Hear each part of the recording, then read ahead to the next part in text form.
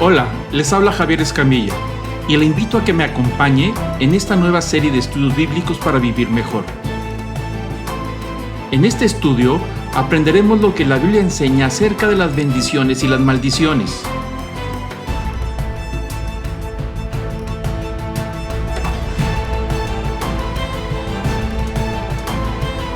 Este es el episodio número 10. En él estudiaremos cómo el apóstol Pablo visita la ciudad de Atenas y expone magistralmente el tema de la idolatría. Comenzamos. Bueno, muy bien, vamos a continuar con el tema de la idolatría. Es un tema que nos ha llevado varias sesiones y por supuesto necesitamos nosotros ver el tema desde diferentes perspectivas. Por eso seguimos tocando el tema, pero diferentes casos. Cada caso nos da una comprensión nueva. Y lo que vamos a ver ahora es el tema sobre la idolatría con el apóstol Pablo, cómo él entra en este contacto con esta sociedad griega, ateniense. Y entonces lo que vamos a hacer hoy, vamos a entrar a ese tema, ¿no? Entonces, pero vamos como siempre a poder, vamos a decir, entender un poquito más. Aquí les presento un mapa. Muy bien. Ahí tenemos el mapa. Vamos a iniciar un poquito con antecedentes sobre el tema del apóstol Pablo en la ciudad de Atenas. Este evento, o vamos a decir esta historia, nos la encontramos en el libro de los Hechos. En el segundo viaje misionero, el apóstol Pablo tuvo 3 viajes misioneros. Algunos consideran 4, considerando el viaje que hace a Roma, pero cuando él hace viajes con toda la intención de ir a propagar el evangelio y a establecer iglesias, se conocen como 3 viajes misioneros. Y esto que sucedió en la ciudad de Atenas se presenta en el segundo viaje misionero. Entonces yo quisiera que vieran ustedes el mapa y pudieran ubicar la ciudad de Jerusalén, ahí en la parte derecha hacia abajo, y va subiendo a Antioquía, y después se va a Tarso, y continúa Derbe, Iconio, Listra, y otra vez Antioquía, que es una ciudad diferente. Esa es la zona de Galacia, lo que es actualmente Turquía. Toda esa parte es actualmente Turquía. Después de ahí se va a Troas, y en Troas es donde tiene la visión de un macedonio. ¿Se acuerdan cuando estábamos estudiando el tema acerca del comprendiendo el poder de Dios? Y estudiamos cómo el apóstol Pablo tiene una visión para cruzar hacia Europa, en Filipos. Ahí hay varios eventos echa fuera el espíritu de una mujer que tiene un espíritu de adivinación, y lo lleva y caen en la cárcel, y ya estudiamos todo ese tema. Pero bueno, ahí en Filipos es el primer paso que da el apóstol Pablo, donde está tocando Europa, y se conoce como la primera iglesia que se establece en Europa, al menos en el libro de los Hechos, ¿no? Después de ahí, de que salen de la cárcel y ya son libres, se van a Tesalónica, y luego de ahí a Berea, y en Berea se reúnen con los judíos. Siempre el esquema del apóstol Pablo es visitar primeramente las sinagogas, ir con los judíos, sus compañeros, compatriotas, correligionarios, y a ellos les presenta el evangelio porque están más familiarizados con todas las profecías del Antiguo Testamento, ¿no?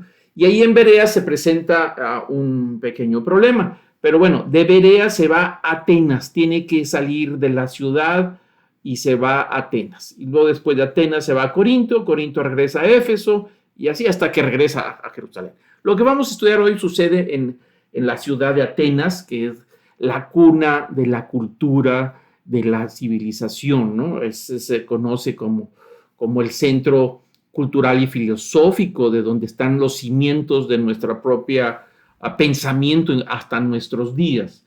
Y vemos ahí en una de las imágenes se encuentra una gráfica a la parte superior de la antigua ciudad de Atenas. En la parte de abajo se ven las ruinas actualmente como se encuentran. Ese monte donde está el Partenón, muy famoso y conocido, se conoce como Acrópolis. Y ahí en la gráfica es el número 1. Ahí ven ese montecito, ahí está el Acrópolis. Quiero explicar esto para poder entender lo que vamos a ver. Es muy, muy importante que nosotros nos ubiquemos en este mapita y en las imágenes que les voy a presentar para poder que antes de entrar al tema, una vez entrando al tema, vamos a considerar todas estas imágenes para poder entender lo que el apóstol Pablo está diciendo. Así es que ahí está este monte que se conoce como la Acrópolis. En la Acrópolis hay una serie no nada más el Partenón, que es el que más sobresale. Ahí está la estatua o el ídolo que representa a Atenea o Atena, que es la patrona de la ciudad, y una serie de templos grandes, medianos, chiquitos, a diferentes ídolos que ellos tienen. Y ahí enfrente de la Acrópolis, el número 1, está el número 2, que es, a ver si lo alcanzan a distinguir, es un pequeño montículo, es una colina de granito, y esa se conoce como el Areópago. Esa parte importante, el Areópago, ahí es donde el apóstol Pablo va a hacer su disertación. Y el número 4, que es otro punto importante, ahí es el mercado, se conoce como el ágora. El ágora es la plaza, donde se juntan todos, ahí se reúnen todo el tiempo, el día del mercado, y se van a mercadear. Ahí es donde el apóstol Pablo también tiene un poco de actividad, o vamos a decir, bastante actividad evangelística. Y del número 4 lo llevan al 2, ahorita vamos a ver, o una parte especial que se llama ágora, donde tienen aquí una serie de discusiones con los filósofos, ¿no? Pero quiero que ubiquen estos mapitas para poder entender lo que vamos a hacer, de ir entendiendo algunas de las gráficas. Voy a leer este recuadro sobre la ciudad de Atenas, que es la capital de Ática, en Grecia. Está situada en el Golfo Sarónico, a 74 kilómetros de Corinto, a unos 8 kilómetros de la costa. La unía con un puerto principal, que es el Pireo, una calle ancha y está amurallada. Fue construida en una pequeña llanura alrededor de la Acrópolis. La Acrópolis es ese monte con los templos ahí arriba, esa montañita. Es una colina de 156 metros de alto, donde en tiempos antiguos se edificaban los templos a los dioses. Había en el Acrópolis una estatua de bronce de Atena o Minerva para los romanos, de 21 metros de alto. Y ahí estaba el Partenón, es el edificio principal que se reconoce como que identifica a Atenas, ¿no? Ese es el Partenón dedicado a Atenea o a Minerva, considerado el más noble triunfo de la arquitectura griega. Atenas era famosa por su devoción a los dioses, y ahí había abundancia de templos, estatuas y altares. Acordémonos que ellos sentaron las bases de la arquitectura, las normas, las reglas de Vitruvio, uno de los famosos arquitectos, viene de ahí. Ellos establecen estas normas y siguen rigiendo hasta nuestros días, no solamente en la arquitectura, sino también en la filosofía. Así es que se conoce como la cuna de la cultura. Los romanos absorben de ellos y van desarrollando y multiplicando toda esta parte cultural, y el cristianismo recibe mucha influencia de la cultura griega, y sobre todo en los temas de filosofía, en esa parte. Entonces, es importante que nosotros nos ubiquemos en todo esto que vamos a estudiar para comprender las palabras del apóstol Pablo. Recordemos que para poder tener una buena interpretación de lo que se dice en la Escritura, es ponernos en los pies, en los zapatos de los escuchas y del que está hablando, y trasladarnos 2000 años atrás. Por eso es importante recabar toda esta información para poder sacar el significado original, si no nos perderíamos. Entonces yo les pido un poquito de paciencia, pero tengo que pasar por ahí, explicarles el entorno, el contexto, lo que estaba viendo el apóstol Pablo y por qué lo llevó a estas explicaciones, ¿no? Pero entonces ahí tenemos más o menos una idea de lo que es Atenas. Aquí está una gráfica también donde se ve el Partenón, parte del puerto, la arquitectura, para poder tener también bueno, no es el Partenón el que aparece ahí, es otro de los templos, ¿no? Pero ahorita vamos a ver más gráficas, más imágenes. Ahí tenemos otra imagen donde está Atenea, esta diosa, y atrás sí está ahí el Partenón. y ahí podemos ver parte de la arquitectura, el ambiente, cómo estaba formado. Ahorita vamos a ver más imágenes y quiero que pongan atención en la arquitectura, que pongan atención el tipo de edificios para que ustedes identifiquen cuáles son los templos. La diferencia entre un templo y los edificios cívicos o civiles tiene que ver con la forma arquitectónica.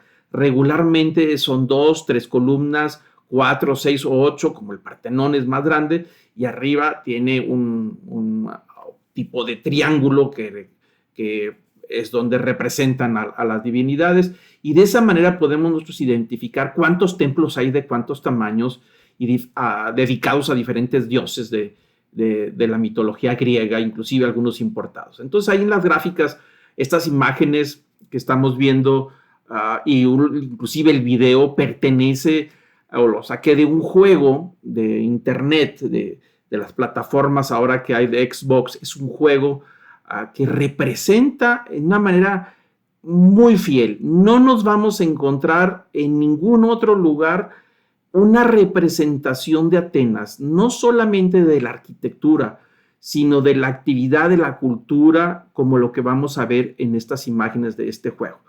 Por eso de repente van a ver un personaje ahí medio extraño en las imágenes, pero no me quedó otra más que apareciera. Yo no tengo ese juego, pero conseguí todos estos videos por ahí, pero me pareció interesante, que es lo mejor que podamos encontrar. Y bueno, pues ahí tenemos, ahora sí se ve el puerto, se ve el templo de Atenea, la Acrópolis, los jardines, algunos de los altares, las flamas que deberían de estar prendidas todo el tiempo, estas fogatas que están ahí, pero son más bien fuegos sagrados que estaban por ahí en ese lugar, y podemos darnos cuenta de cómo estaba el Partenón en su origen, sobre todo en la Acrópolis, ¿no?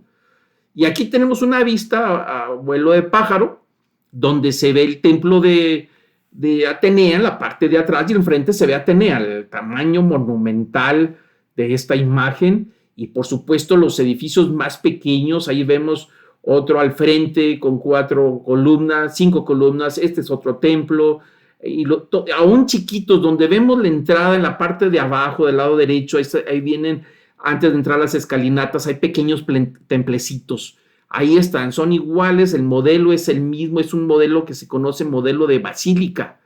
Los templos griegos se conoce como modelo de basílica. Inclusive aquí en la ciudad de Monterrey hay una iglesia ahí por Mercado Juárez, la avenida Juárez, que tiene esta copia arquitectónica, que es la iglesia, me parece que es la iglesia del Roble, de la Virgen del Roble. Tiene el mismo modelo de basílica, columnas, unos techos en 2 aguas y unas columnas en el interior. Entonces ahí podemos también ver las gráficas, los detalles. Es impresionante cómo este juego, que aunque es un juego, se ha hecho famosísimo por los detalles y las representaciones culturales de la vida diaria de la antigua Grecia. Por eso son muy famosos estos juegos de aventuras, ¿no? Pero a mí me llama la atención toda esta representación.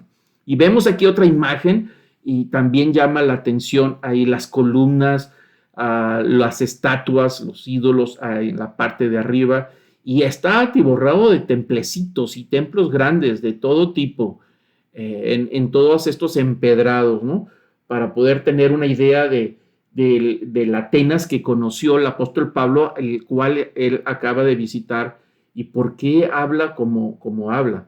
Aquí tenemos otra imagen de otros de los templos, los jardines, y volvemos una vez más, vemos que hay altares donde se aparecen estos fuegos, estas fogatas que son fuegos sagrados. Ahí está hacia una imagen, hacia un altar, y ellos los encendían todo el día. Entonces podemos reconocer que la Acrópolis y sus alrededores estaba lleno, por supuesto, de muchísimos templos y de cultos sagrados. Es un centro religioso importante ahí en Atenas, ¿no? Aquí tenemos una vista también de parte del mercado, donde está la gente vendiendo, y ahorita vamos a ver un video que les quiero presentar antes de ir entrando al tema. Bueno, aquí tenemos una introducción a que vamos a entrar al tema de la lectura en el libro de los Hechos, Vamos a leer en el capítulo 16, vamos a leer este pasaje, el versículo 13, nos dice que estando Pablo en Berea, si vemos el mapita, dice que estando, en el versículo 13, que cuando el apóstol Pablo estaba con los judíos ahí en Tesalónica, antes de Berea, supieron que la palabra de Dios había sido proclamada por Pablo también en Berea. Y fueron también allá para agitar y alborotar a las multitudes, es decir, los judíos que vivían en Tesalónica, Pablo había estado ahí visitándolos, se enardecieron tanto contra Pablo que fueron y lo siguieron hasta Berea. En Berea tuvo muy buena recepción, una muy buena bienvenida a la palabra de Dios. Los de Berea eran gente muy estudiosa y recibieron el evangelio muy bien, pero venía persiguiéndolo desde Tesalónica estos judíos celosos que no aceptaron el evangelio de Jesús. Y entonces iban persiguiendo a Pablo y fueron hasta Berea para agitar y alborotar las multitudes, para poder hacer el grupo más grande y poder echar fuera a Pablo, ¿no? O matarlo, porque hubo varios intentos de matarlo en los viajes anteriores, inclusive en ese viaje también. Dice el versículo 14 que los hermanos inmediatamente enviaron a Pablo para que se fuera hasta el mar.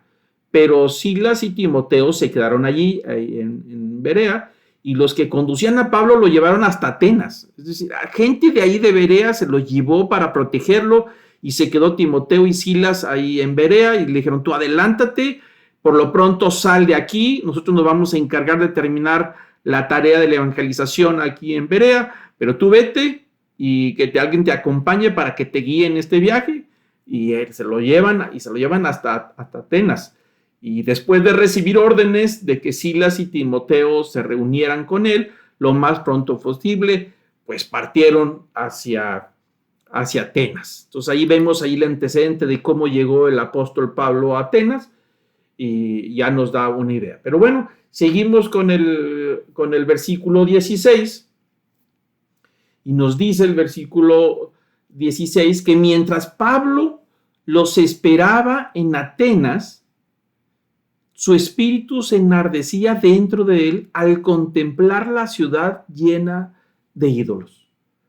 Con esto nosotros tenemos una idea de que el apóstol Pablo está frente a algo que no había contemplado en las demás ciudades. Por supuesto que en Berea, en Tesalónica, en Filipos, en Antioquía, todas esas ciudades donde andaba, estaba lleno de templos ídolos. Pero aquí en Atenas este es algo muy, muy, muy especial. Sobresale en gran manera la cantidad de ídolos y la cantidad de templos. Dice que al contemplar la ciudad estaba llena de ídolos.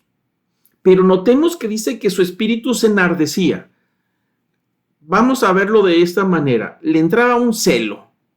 Es decir, no podía aceptar lo que estaba viendo, la ignorancia de la gente, y parece que le entraba y le hervía la sangre por dentro, y el deseo de que conocieran el evangelio para que dejaran toda esta situación de la idolatría. Por eso dice que su espíritu se enardecía, en el sentido de que la sangre le llamaba y estaba más que listo para ir a decirles que dejaran esa ignorancia y que conocieran a Jesús, ¿no? Entonces, en esas situaciones como se encuentra el apóstol Pablo. Y entonces dice que el versículo 17, que discutía en la sinagoga con los judíos y con los gentiles temerosos de Dios, y diariamente en la plaza con los que estuvieran presentes. Entonces, mientras él estaba esperando a que llegara Timoteo y Silas, que estaban todavía en Berea, no quiso perder el tiempo, ¿no? Entonces va a las sinagogas y empieza a dar el evangelio. Cuando dice discutía con los judíos, está presentando el evangelio, está presentando las profecías del Antiguo Testamento, diciendo que Jesús es el Mesías, que murió en la cruz y que resucitó de entre los muertos y que va a regresar por segunda vez, y que él juzgará a todos, y que la fe en él es la que traería la salvación de ese juicio, ¿no? Entonces está en la sinagoga, se presenta con los judíos, y parece que no están totalmente de acuerdo con lo que le está diciendo el apóstol Pablo, y se entra en esas discusiones, esas disertaciones, pero también en las tardes o en las mañanas, no sabemos a qué hora, se va a la plaza, ¿no? Se va a la plaza principal, al mercado. Entonces discute con los judíos, con los temerosos de Dios, son gentiles que no son judíos, pero son respetuosos de la tradición judía. Inclusive algunos de ellos van a la sinagoga, pero no son judíos, son simpatizantes, ¿no? Como hemos visto aquí en las iglesias hay gente que va simpatizante, nunca se compromete, nunca hacen nada, solamente va y le gusta que bonito, me gusta que hablan bonito y es algo muy animado, pero de ahí a que lleve una vida cristiana, pues no. Entonces estos gentiles, temerosos de Dios, eran ese tipo de personas. No eran judíos, eran gentiles y solamente asistían porque les gustaba lo que escuchaban, ¿no? Y discutían también con ellos el evangelio. Y se iba a la plaza, al mercadito popular, ahí donde se reunía toda la gente, la plaza principal. Ese es lo que se conoce como el ágora. Ahí lo vimos en el mapa donde está ahí el ágora ubicado. Ahí aprovechaba donde estaban las multitudes y se paraba enfrente, se subía en las partes altas y empezaba a hablarles a todos, a evangelizar, a presentarles el evangelio, y por supuesto se presentaba con muchísima discusión. Ahí estamos, versículo 17 del libro de los Hechos, dice que el apóstol Pablo discutía en las sinagogas con los judíos, con los gentiles, los temerosos de Dios, y diariamente en la plaza principal, ahí con todos los que estuvieran presentes, ¿no? Entonces ahí es donde tiene el apóstol Pablo estas discusiones. Versículo 18 nos empieza a decir que también entre la multitud disputaba o discutía con algunos de los filósofos. Acordémonos que Atenas es la cuna de la filosofía. Si algo practicaban los griegos, el deporte nacional, vamos a decir que es la filosofía, el pensar, el razonamiento. Las ideas siguen todavía hasta nuestros días, conceptos socráticos, platónicos, todas esas ideas siguen rigiendo nuestra cultura occidental hasta nuestros días. Ha tenido una influencia mundial, ¿no? Pero esta es la cuna, ahí en Atenas. Entonces podemos imaginarnos que está lleno de filósofos por todos lados. Pero dice que especialmente dos grupos de filósofos son los que empiezan a tener discusión con el apóstol Pablo, con lo que predicaba o enseñaba ahí en el ágora, en el mercado popular. Como que no les gustaba, no entendían muy bien lo que querían decir. Y estos dos grupos de filósofos que sobresalen, que eran muy populares en aquellos días, son epicúreos y estoicos. Son dos escuelas de pensamiento. Son escuelas que tratan, cada una de estas escuelas, los epicúreos y los estoicos, quieren dar respuesta a cómo debe de vivir la gente, cómo debe de entender el mundo que les rodea, cómo entienden la divinidad, cómo entienden la vida, la muerte, el alma, las personas. Cada uno da explicaciones diferentes. Acordémonos que la filosofía son sistemas también de dar explicaciones a los cuestionamientos que la gente se hace. Y eso los filósofos en Atenas eran muy desarrollados en cuanto a las ideas y el razonamiento, y competía, por supuesto, mucho con la mitología. Aunque en los tiempos de Atenas, del apóstol Pablo en Atenas, ya iba en decaimiento la mitología. De hecho, los filósofos se burlaban mucho de los dioses mitológicos. Pero ahí está esta unidad, ahí esta unión que se da entre filosofía y religión ahí en Atenas. Entonces estos dos grupos discuten con el apóstol Pablo, y algunos de ellos decían, ¿qué quiere decir este palabrero?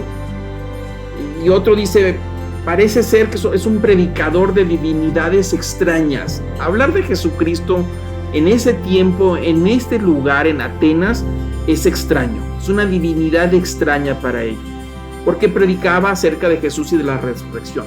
Pero cuando dicen ellos palabrero, quiere decir que no le entienden absolutamente nada. No les está cuadrando nada de lo que el apóstol Pablo está diciendo.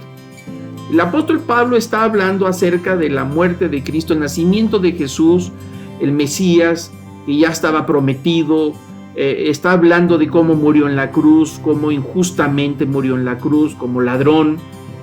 Y por supuesto que les empieza a hablar del perdón de los pecados, del arrepentimiento, de que vendrá por segunda vez, que prometió, resucitó y prometió que iba a regresar. Entonces para ellos todo esto es totalmente ajeno. Ellos no son judíos, ellos no saben nada del Antiguo Testamento, no saben nada del rey David, de Salomón, de las profecías de Isaías. Ellos no saben nada de eso. Ellos son gentiles, filósofos, y si alguno de ellos es religioso, pues está dedicado a alguno de sus patrones, Atenas, Zeus, Apolos, qué sé yo, con tanto que hay por ahí, ¿no?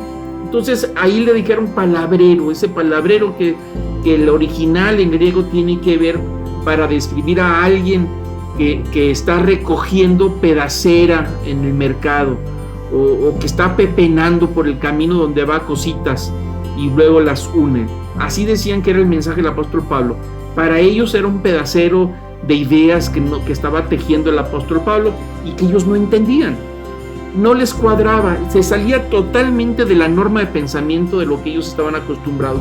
Aún conociendo que hay diferentes temas filosóficos, el evangelio para ellos venía a tronar totalmente las ideas en las que ellos enseñaban o convivían, ¿no? Y vamos a explicar rápidamente el tema de los epicúreos.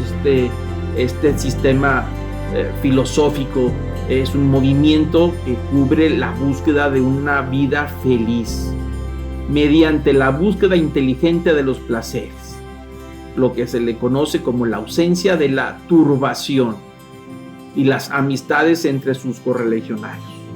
Los epicúreos hablaban sobre el llevar la vida placentera, no meterte en problemas, no te enredes con nadie, solamente vive la vida, los placeres de este mundo.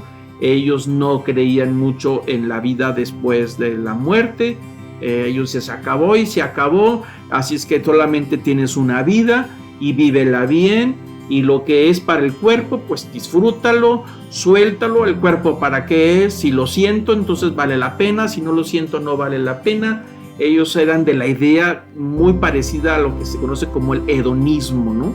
Es solamente el placer es lo que cuenta en la vida, y disfruta de la vida, que solamente hay una y te estás haciendo viejo y la vida se está yendo, así es que nadie te critique, que nadie te diga nada. Algo que se parece hasta nuestros días, ¿no? Porque vivimos en un tiempo en donde hay una idea de pensamiento nueva, donde cada quien haga lo que quiera siempre y cuando respete al vecino, ¿no? Tú me respetas, tú haz lo que quieras, tú disfruta la vida como tú quieras, ¿no? Entonces es algo que se ha visto en nuestros días, en nuestras generaciones, pero tiene sus orígenes en esta escuela de filosofía, epicureísmo. Uno de ellos, Epicúreo, llegó a decir: la muerte, temida como el más horrible de los males, no es en realidad nada, pues mientras nosotros somos, la muerte no es, y cuando ésta llega nosotros ya no somos.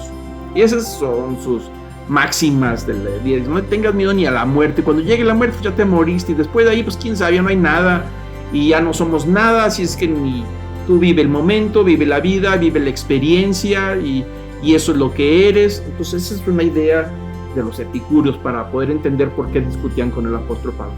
Y está el otro grupo de los estoicos, ¿no? Es todo lo contrario. Ellos decían que se puede alcanzar la libertad, la paz y la tranquilidad siendo ajeno a todas las comodidades materiales, a la fortuna externa, y dedicándose una vida guiada por los principios de la razón y la virtud. Es decir, no tengas apegos a nada. Tú no te agarres de nada, suelta lo que tengas que soltar. Si es tuyo, regresará, y si no regresa es que nunca lo fue. Bueno, estoy tratando de poder comprender en nuestros días lo que se pensaba en aquel tiempo. Despégate de todo, tú vive una vida austera, y si tienes, qué bueno, y si no tienes, pues ni modo. Lo mejor, lo más importante, vive de acuerdo a la razón y a las virtudes.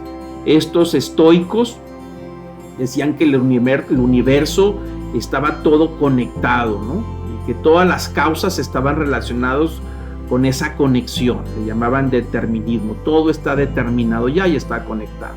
Y su manera de pensar en cuanto a la teología estoica son panteístas. ¿Qué quiere decir estos? Que no hay un Dios más que uno que está dentro de la naturaleza o fuera de este mundo. Es el mismo mundo, su totalidad, el que es divino. Ellos no creían en una divinidad como un ser, como un todo. No. Decían que la divinidad es el todo. Por eso hablaban de panteísmo. Los árboles, el río, las rocas, las personas, los animales, el ambiente, todo está, la energía divina, ahí está. Algo que también tenemos a nuestros días. Marco Aurelio, que fue uno de los famosos estoicos, dijo: Dios mío, dame el valor para cambiar las cosas que puedo cambiar, y la serenidad para aceptar las que no puedo cambiar, y la sabiduría para distinguir entre las dos. Una frase muy conocida y que hemos oído cantidad de veces. Bueno, fue dicha por este Marco Aurelio, que fue emperador romano, que fue un gran poeta y fue un estoico famoso, ¿no? Y él decía, pues así, vamos a entender el camino de la vida y ese es, y bueno, trataban de alejar las emociones, no apegarse a los placeres para que no se sientan traicionados una vez que no lo tienen, sujetaban todas esas emociones. Por eso se habla a las personas cuando alguien es impasible, es decir, no expresa ninguna emoción, dice, es un estoico, ¿no? Es estoico esa persona, por eso se refiere, porque no se deja arrastrar por las emociones. Bueno, estos dos grupos eran muy populares, una filosofía muy popular en su tiempo, y ellos se acercan con el apóstol Pablo, pues para discutir de estas cosas de las que está Pablo, ellos no pueden entender de ninguna manera lo que está sucediendo, ¿no?